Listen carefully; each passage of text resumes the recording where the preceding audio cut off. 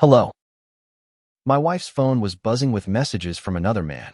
What I found wasn't just a simple affair. It was a decades-old secret that would destroy everything.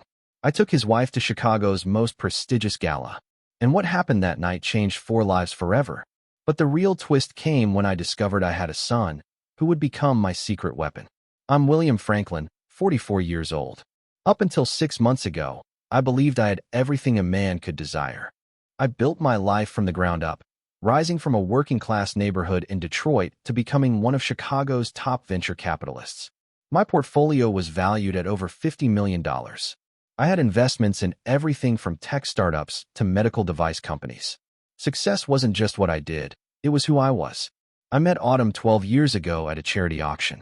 She was 29, a stunning brunette with emerald eyes, who seemed to hold secrets I wanted to spend a lifetime unraveling. She worked as an event planner for high-profile fundraisers, the type of woman who could make millionaires feel at ease while convincing them to donate to good causes. When she laughed at my jokes that night, I knew I was hooked. Our wedding was featured in Chicago Magazine. Autumn looked like a princess in her custom Vera Wang gown, and I felt like the luckiest man alive walking down the aisle at the historic Palmer House Hotel. We honeymooned in Tuscany for 2 weeks, drinking wine and making plans for our future. She wanted to start her own event planning business, and I was more than happy to fund her dreams. For 11 years, everything seemed perfect. We lived in a renovated Victorian mansion in Lincoln Park, the kind of place that made other successful couples envious. Autumn's business flourished, managing weddings and corporate events for Chicago's elite. We traveled to Europe twice a year, owned a cabin in Aspen, and hosted dinner parties that became the talk of our social circle. But perfection, as I've learned, is just another form of delusion. The first hint that something was off came last spring. Autumn started working later, taking calls in other rooms, and smiling at her phone in ways that made my stomach twist. When I asked her about it, she brushed it off with excuses about demanding clients and difficult vendors. I wanted to believe her because the alternative was unimaginable. Then came the changes in her routine. New workout classes, special athletic wear, a sudden interest in lingerie I never saw her wear, and weekend conferences that seemed to multiply. Each reason seemed reasonable on its own, but together they formed a pattern I couldn't ignore. The night I discovered the truth, I was supposed to be in San Francisco closing a deal with a biotech startup, but the meeting was rescheduled to Monday. So, I caught an earlier flight home, planning to surprise Autumn with dinner at her favorite restaurant. Instead, I found her phone buzzing on the kitchen counter while she was in the shower. The name on the screen made my blood run cold. Theodore Thornfield. He wasn't just any man. He was the CEO of Meridian Holdings, a real estate development company I had considered investing in 2 years ago. Tall, silver-haired, and with a confident swagger, Theodore was a regular at country club events. He was also married to Megan, a woman I'd met at several charity events. A seemingly successful marriage, or so I thought. I stared at the phone, shaking with the knowledge of what I was about to uncover. 3 missed calls in the last hour. My hands trembled as I picked it up, knowing I was crossing a line I could never undo. The message preview was visible. Can't wait for tonight. Room 412 at the Renaissance. Same as always. The water was still running upstairs. Autumn had no idea I was home, or that her world was about to collapse. I could have confronted her then, marched upstairs and demanded answers. But something cold and calculating settled in my chest. I had built my fortune by gathering information before making any move, and this was no different. I put the phone back exactly where I found it and quietly went to my home office. My hands were steady now as I opened my laptop and began making calls. The first was to Raymond Cole, a private investigator I'd used for background checks on business partners. A former Chicago PD detective, Cole specialized in corporate espionage and, when needed, marital investigations. William Franklin speaking. I need you to look into something for me, and I need it done discreetly, I said when he answered. What's the situation? Cole asked. His voice was calm and professional. I need surveillance on my wife. Full package. Where she goes, who she meets, how long this has been going on, I explained. There was a brief pause. This wasn't a routine check. It was personal. Are you sure about this, William? Once we start down this road. Cole began. I'm sure, I interrupted. How soon can you start? Tonight, if you need it. I'll have someone at the Renaissance Hotel within the hour. As I hung up, I leaned back in my chair, staring at the family photo on my desk. Autumn and I at our 5th wedding anniversary party. Her arms wrapped around my neck. Both of us laughing at something someone had said. We looked happy. Hell, I thought we were happy. Footsteps on the stairs snapped me out of my thoughts. I quickly shut my laptop and grabbed a book from the shelf, settling back in my chair just as Autumn walked through the door. She was dressed to impress. A black dress that hugged her curves. Heels that added 4 inches to her height. Makeup applied with the precision of a woman who wanted to leave an impression. "Oh," Autumn said, dramatically placing her hand over her heart. "You scared me. I thought you were in San Francisco." "The meeting got moved to Monday," I replied, keeping my voice casual. "You look stunning. Special occasion?"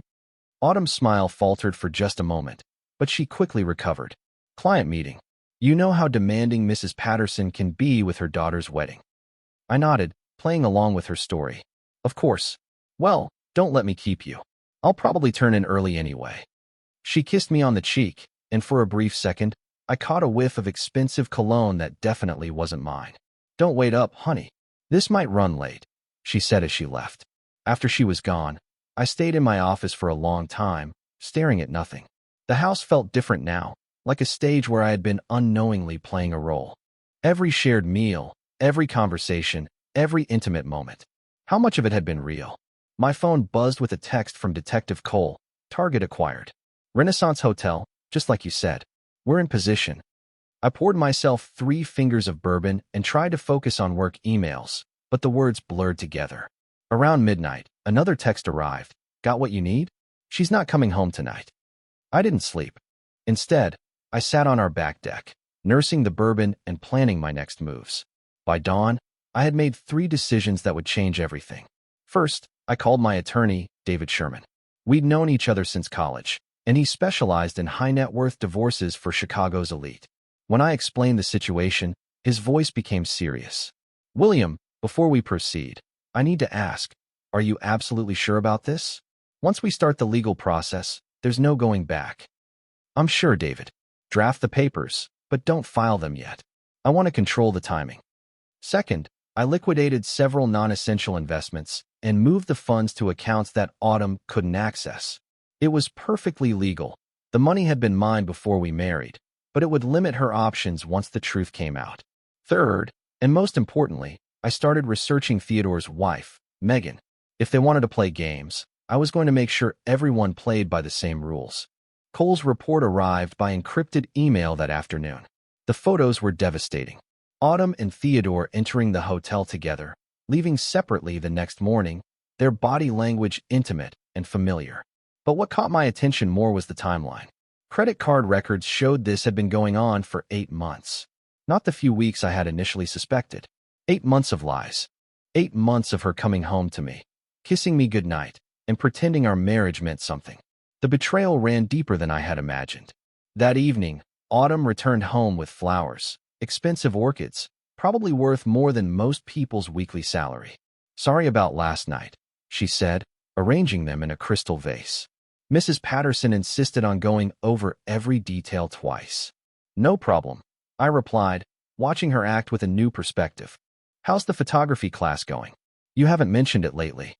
For just a moment, confusion flickered across her face. She'd forgotten about that lie. "Oh, it's fine. Just basic composition stuff. Pretty boring, actually." I nodded and smiled, letting her think she had gotten away with it. But inside, my resolve solidified like steel. She wanted to play the loving wife while betraying everything we had built together?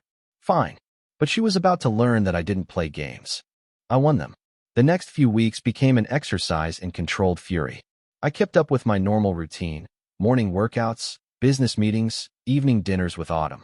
While Detective Cole's team documented every detail of her double life, the evidence mounted like a criminal case. Each piece more damning than the last. Autumn had become careless in her confidence. She left her laptop unlocked more often, took calls in other rooms instead of hiding them completely, and even brought Theodore's gifts into our home. The diamond bracelet, she claimed, was a reward for landing a major client, purchased by Theodore 3 days before it appeared on her wrist. But the most intriguing discovery came from Cole's investigation into Theodore. Meridian Holdings was bleeding money, propped up by increasingly desperate financing deals. Theodore wasn't just cheating on his wife. He was stealing from his investors, using charm and connections to hide the fact that his company was essentially a Ponzi scheme. That's when I decided to meet Megan Thornfield. I arranged the meeting at a charity auction for the Chicago Children's Hospital, an event I knew both couples would attend. Autumn was working that night, legitimately for once, coordinating the evening's logistics. Theodore would be there as a major donor, playing the role of a successful businessman while his company crumbled behind the scenes. Megan arrived alone, explaining to everyone who asked that Theodore was dealing with a business emergency. She looked elegant in a navy blue gown, but I could see the strain in her eyes, the way she gripped her champagne glass a little too tightly. "Megan," I said, approaching her during the silent auction. "William Franklin. We've met a few times at various events." "Of course," she replied, her smile polite but genuine. "How's Autumn?" "She's wonderful," I lied smoothly. "I saw her earlier, making sure everything runs smoothly." "I hope this isn't too forward," I said, "but I've been considering some real estate investments. I know Theodore's company handles commercial development. Maybe we could grab coffee sometime and discuss some opportunities." Megan's expression shifted slightly. "I'm sure Theodore would love to talk business, but honestly, William, his schedule has been insane lately. Emergency meetings, last-minute trips. I barely see him anymore." That was the opening I needed. "That sounds familiar. Autumn's been working crazy hours, too. Sometimes I feel like I'm married to a ghost." Megan laughed, but there was sadness in her voice. "Exactly. Theodore leaves early, comes home late, always on his phone. I'm starting to wonder if success is worth it when it costs you your marriage." We talked for another 20 minutes. Two spouses lamenting their absent partners. But beneath the surface conversation, I was studying her, looking for any sign that she suspected the truth. What I discovered was worse than I had imagined. I found a woman who had been gaslighted into believing her husband's distance was caused by work pressure, not infidelity. By the end of the evening, I had planted seeds of doubt and established myself as a sympathetic ear. More importantly, I had confirmed that Megan was innocent in all this, another victim of Theodore's deception. Walking to my car, I felt the weight of what was to come. Soon, their lies would be exposed, but only two people deserved the fallout. The hardest part about justice, I was learning, was accepting that innocent people sometimes got caught in the crossfire. But Theodore and Autumn had made their choices. Now, they would live with the consequences. 3 weeks into my investigation, Detective Cole delivered news that blindsided me completely. We were meeting at a downtown diner, away from prying eyes, when he slid a manila folder across the table. "William, there's something else you need to know," Cole said. "It's not directly related to your wife's affair, but it might complicate things." I opened the folder and felt the world tilt. Inside was a photo of a 19-year-old kid who looked exactly like I had at that age. Same dark hair, same jawline, same green eyes that stared back at me from every mirror. "His name is Michael Franklin," Cole said quietly. "Lives in Milwaukee with his mother, Jennifer Franklin. She never married after you two broke up 20 years ago." Jennifer. The name hit me like a freight train. We dated during my final year at Northwestern, right before I moved to Chicago to begin my investment career. She had been a journalism student, passionate and brilliant, but our relationship ended when I got an opportunity to work in London for 6 months. By the time I returned, she had graduated and disappeared. "She tried to contact you once," Cole continued. "Send a letter to your first investment firm when the boy was 3. Never got a response because you had already moved to Franklin Capital Management." My hands shook as I studied the surveillance photos. Michael, working at a coffee shop near the University of Wisconsin campus. Michael, playing basketball with friends. Michael, who had my face and didn't know I existed. "Does Autumn know?" I asked. "No evidence of that. But, William, there's more. The kid's been asking questions about his father. Jennifer finally told him your name last month. He's been researching you online." I closed the folder, my mind racing. A son. I had a son who'd grown up without me, and I had been completely oblivious. The guilt was overwhelming, but underneath it was something else, a fierce protective instinct I had never known. "I want to meet him," I said. "Are you sure? With everything else going on?" Cole asked. "I'm sure. Set it up." That evening, I sat in my study, staring at the photos of Michael while Autumn chatted about her day. More lies about clients and meetings. For the first time since discovering her betrayal, I felt something other than anger. I felt hope. Autumn noticed my distraction. You seem distant lately, William. Is everything okay with work? I looked at her. This woman who had shared my bed for 11 years while planning to destroy our marriage, and I made a decision. Everything's fine, honey. Just thinking about the future. She smiled and kissed my forehead, never suspecting that the future no longer included her. The coffee shop in Milwaukee was exactly what I expected for a college student. Exposed brick walls, mismatched furniture, and the constant hum of espresso machines. I arrived 30 minutes early, choosing a corner table where I could watch the door without being obvious. Michael walked in at exactly 2 p.m., just as Cole had predicted. Seeing him in person was like looking through a time machine. He moved with the same confident stride I had at his age, the same unconscious way of running his hand through his hair when he was thinking. I waited until his shift started, then approached the counter casually. Large coffee, black. I ordered, studying his face up close. Sure thing, he said, then paused. His eyes narrowed slightly, like he was trying to place me. Do we know each other? You look familiar, I replied, handing him a $20 for a $5 coffee. Keep the change. For the next hour, I sat at my table pretending to work on my laptop while watching my son serve customers. He was polite, but not servile, efficient without being rushed. When an elderly customer spilled her drink, he cleaned it up without being asked and brought her a replacement on the house. Character. The kid had character. When his shift ended, I followed him outside at a distance. He walked to a nearby park and sat on a bench, pulling out textbooks, pre-law, from what I could see. Smart kid. I approached slowly, hands visible, non-threatening. Mind if I sit? All the other benches are taken. He looked up, that same puzzled expression crossing his face. Go ahead. We sat in silence for a few minutes. Finally, Michael closed his textbook and turned to face me directly. Okay, this is weird. You were at the coffee shop, now you're here. Either you're following me, or this is the strangest coincidence ever. I had rehearsed this moment a dozen times, but now that it was here, all my prepared words seemed inadequate. Michael, my name is William Franklin. I think we need to talk. The recognition hit him like a physical blow. His face went pale, then flushed red, then pale again. You're him, he whispered. You're my father. Yes, I said simply. I am. For a long moment, neither of us spoke. Then Michael laughed. A bitter sound cut through me. 20 years, he said. 20 years. And you just show up at my job like it's nothing. I didn't know, Michael. I swear, I didn't know you existed until 3 days ago. Michael's anger was raw, understandable, and completely justified. I sat there taking it, letting him vent 20 years of questions and hurt while tourists walked past our park bench, oblivious to the life-changing conversation unfolding between us. You want to know what's really messed up? Michael said, his voice cracking slightly. I used to make up stories about you. Mom would never tell me anything. So, I'd imagine you were some kind of hero, a soldier overseas, or a doctor saving lives, or maybe just a guy who didn't know about me. I didn't know, I repeated. Michael, I swear on everything I am. I didn't know. He studied my face for a long moment. Mom said you were ambitious. Said you cared more about money than people. Your mother wasn't wrong, I admitted. I was selfish back then. Focused on building my career, making my mark. I thought I had all the time in the world for family later. I pulled out my phone and showed him the photos Detective Cole had taken.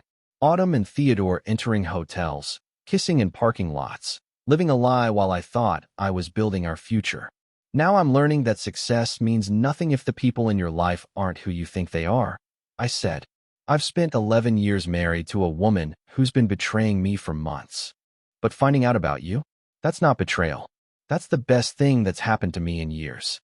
Michael stared at the photos, his anger shifting to confusion. Your wife is sleeping with another man, I confirmed. Has been for 8 months. I'm in the middle of planning my revenge. Actually, for the first time, Michael almost smiled. Revenge? That doesn't sound very heroic. No, it doesn't, I agreed. But sometimes being a man means making hard choices.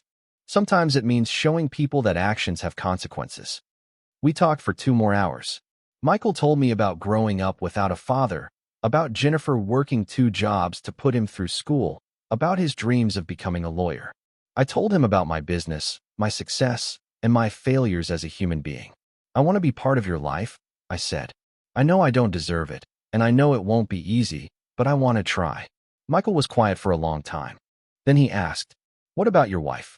What about her? Are you going to destroy her?" I looked at this young man, my son, and saw something I'd forgotten existed: moral clarity, the ability to distinguish between justice and vengeance. "I'm going to expose the truth," I said carefully. "What happens after that is up to her." Michael nodded slowly. "Okay, I want to see how this plays out. But William, if you're going to be my father, you better be the kind of man I can respect." "I'll try," I promised. "That's all I can do." "Then let's start there." The next few weeks became a careful balance between planning my revenge and building a relationship with my son.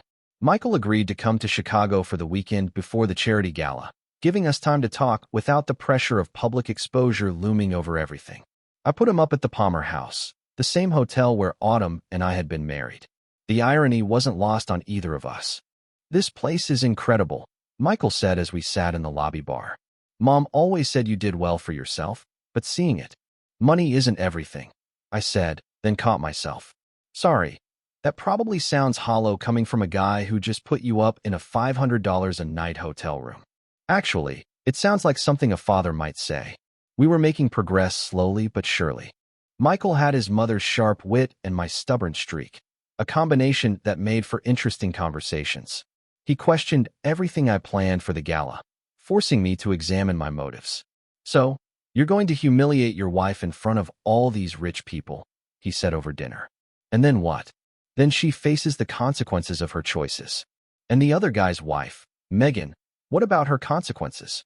That question had been bothering me for weeks. Megan Thornfield was innocent in all this, but she'd still be destroyed when the truth came out. "Sometimes innocent people get hurt," I said. "That's Theodore and Autumn's fault, not mine." "Is it though?" Michael asked. "You have the power to control how this happens.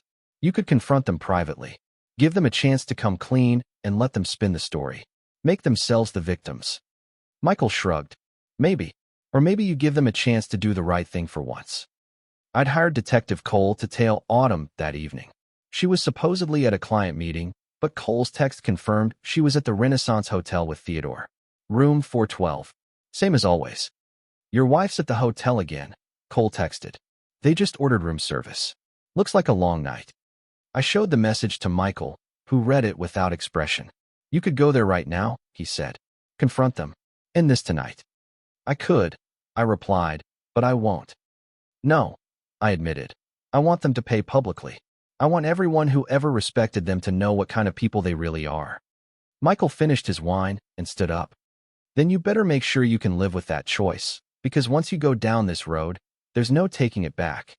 He was right, of course. In 2 days, I would take my wife's lover's wife to a party, and what happened next would be absolutely brutal for everyone involved. The Chicago Children's Hospital Charity Gala was exactly the kind of event Autumn lived for. Crystal chandeliers, designer gowns, and enough wealth concentrated in one room to fund a small country. I arrived with Megan Thornfield on my arm, both of us playing our parts perfectly. "I can't believe I'm doing this," Megan whispered as we entered the grand ballroom of the Four Seasons. "You deserve to know the truth," I replied, adjusting my cufflinks.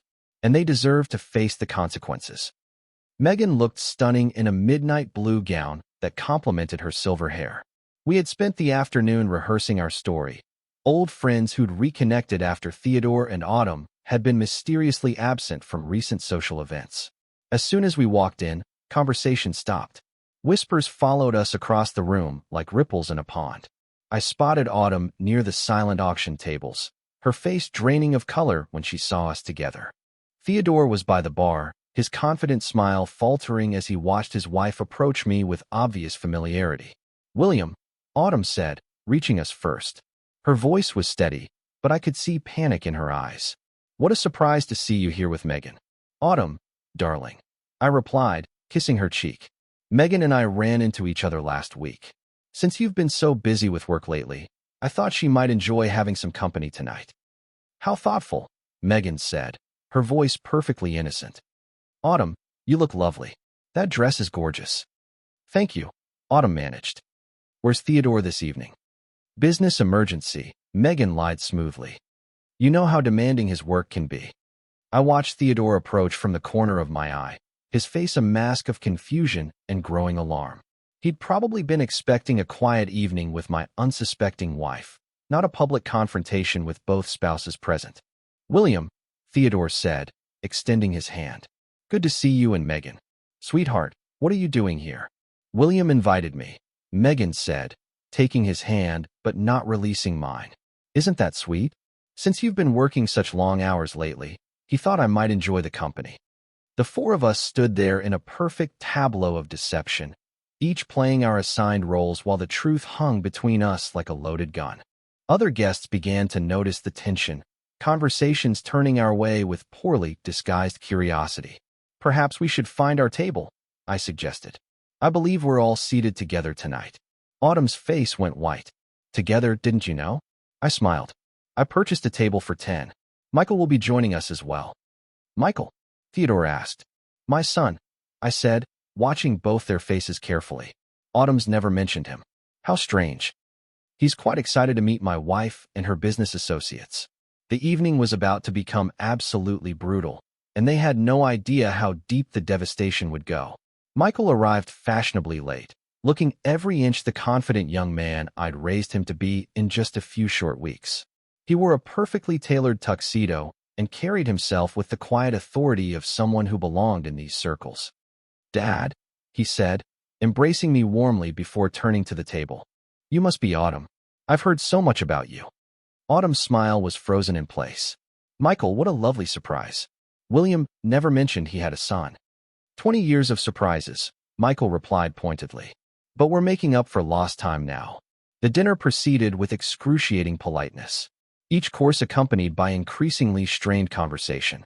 Theodore kept checking his phone, probably hoping for some business emergency that would give him an excuse to leave. Autumn barely touched her food, her eyes darting between Michael and me like she was trying to solve an impossible puzzle. Then came dessert, and with it, my moment. I stood up, tapping my champagne glass with a silver spoon. The sound carried across the ballroom, drawing attention from the 300 guests. Ladies and gentlemen, if I could have your attention for just a moment, I said, my voice carrying clearly through the room's sound system. I'd like to make a toast. Autumn's hand gripped her napkin so tightly, her knuckles went white. Theodore half rose from his chair, then sat back down when he realized there was nowhere to run. To truth, I began, pulling out my phone and connecting it to the room's projection system. To loyalty, and to the consequences of betrayal. The first photo appeared on the massive screen behind me. Autumn and Theodore entering the Renaissance Hotel. Gasps rippled through the crowd. The second showed them kissing passionately in the parking garage. The third captured them in Theodore's office, her dress disheveled, his hands in places they had no right to be. For 8 months, I continued, my voice steady despite the chaos erupting around us. These two people have been conducting an affair behind the backs of their spouses. They've lied, cheated, and stolen precious time from the people who trusted them most. Autumn was crying now, mascara streaming down her cheeks. Theodore looked like he was going to be sick. Around us, Chicago's social elite watched in horrified fascination as 2 of their own were publicly destroyed. Theodore Thornfield has also been embezzling from his investors, I announced, displaying financial documents on the screen. Meridian Holdings is bankrupt, propped up by illegal loans and hidden debts. While he's been playing the role of a successful businessman, he's been stealing from everyone who trusted him. Security appeared at the edges of the room, not hotel security, but federal agents. Detective Cole had coordinated everything perfectly. Megan stood up beside me, her voice clear and strong. I'm filing for divorce, she announced, and I'm pressing charges for theft, fraud, and emotional distress. As am I added, looking directly at Autumn. Our marriage is over. The papers will be served tomorrow morning. Theodore tried to stand, tried to say something, but Michael was there, blocking his path. My son looked him straight in the eye and said, Sit down. Face what you've done like a man. The federal agents moved in, handcuffs glinting under the chandeliers. Theodore Thornfield was led away in front of 300 witnesses, his empire crumbling with every step. Autumn looked at me with tears and desperation. William, please. We can fix this.